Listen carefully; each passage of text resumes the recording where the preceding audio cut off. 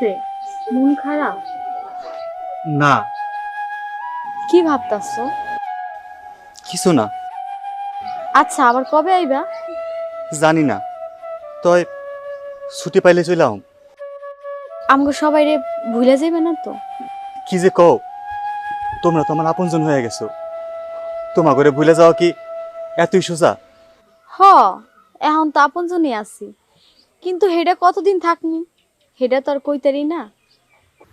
খুশ, তুমি একটা কথা জিজ্ঞাসিলা না, আমি কাউরে পছন্দ করি কিনা? হ, তুমি কি কাউরে পছন্দ করো? খুশ না মা, আমি তোমারই পছন্দ করি। আমি তোমারে ভালোবাসা ফেলাইছি। সত্যি কইতাছো তো? অবশ্যই। তুমি আমারে ভুলে যাবে না তো? না, কখনো না।